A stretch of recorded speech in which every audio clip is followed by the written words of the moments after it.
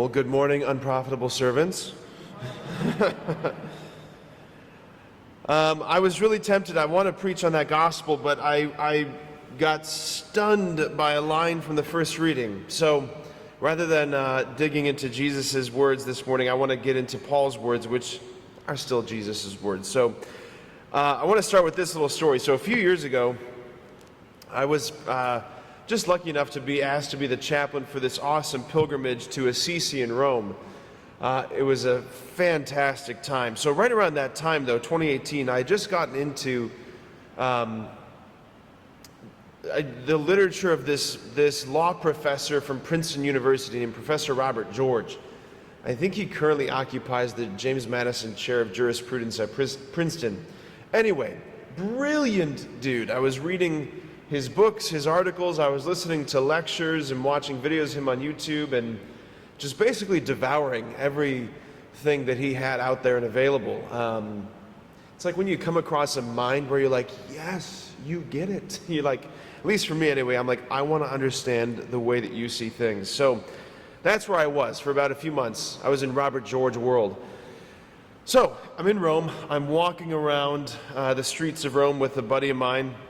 And this one particular day, I had a Robert George book in my backpack at the time, and I turned the corner with my buddy, Father Ryan. We were heading to a cafe. I turned the corner, and literally at the same time, this other man turns the corner. We bump into each other, literally foreheads bumping into each other. It was Professor Robert George, okay? I was stunned. It was one of those like dizzying experiences, and I'm like, I'm so sorry, and I'm like realizing who's right there in front of me, and all that could come out of my mouth was, you're the guy, is all I said. It was really impressive. And he goes, so I am. And so we had this brief conversation. I thanked him for, his work and contribution and all that stuff. He gave me his card, said, email me anytime. He's yet to respond, so if you're listening, Robert George, anytime.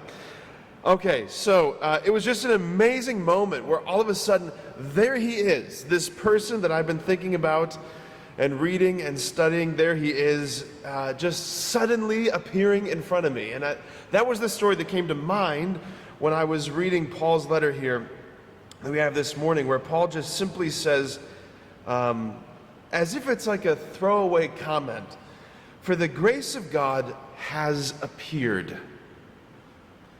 For the grace of God has appeared.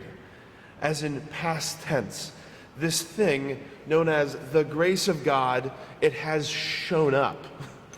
What does that mean? First of all, what is grace? Grace it's God's life, it's His love, it's His mercy, it's His power, it's His beauty, His glory. It's the very thing that makes up the Trinity. And Paul's saying that reality that's beyond description, beyond naming, beyond category, that reality has appeared. It's shown up. It's broken into our world in Jesus, in His very person. Like that infinite mystery that's beyond all categories, space, time, has condensed, has distilled itself into a finite package to be given away to us finite creatures. And like that same incarnational reality that happened 2,000 years ago happens upon the altar, right? The grace of God is about to appear right here upon this altar. Monsignor Lorenzo Albacete, who is a close personal friend of John Paul II's and Pope Benedict's, this brilliant man, died in 2014. He used to say this, that the whole heart, the scandal, the newness, the stunning wonder of the Christian proposal and announcement is that the Word, the Logos, the meaning, sense, beauty, truth, goodness, destiny, has become flesh. The eternal, the infinite, everything which my heart seeks has now revealed itself in the flesh. Albacete used to say that there's a scandalous hick at the heart of Christianity. What do I mean by that? What does he mean by that? So if you were ever to go to the Holy Land, if you go to the Basilica of the Annunciation, where the Word became flesh, you'll find a community of Franciscans there who pray the Angelus every day. And one of the things that they do there that's different than everywhere else in the world is that line where we would say, "And the Word became flesh and dwelt among us." That line of the Angelus, those Franciscan friars, they say, "Et verbum caro hic factum est." And the Word was made flesh here. Here. There's a specificity to all of this in Christianity. The grace of God is not going to just appear anywhere like the Force in Star Wars. No, the grace of God is about to appear right here, to be given right there. The hic, the here.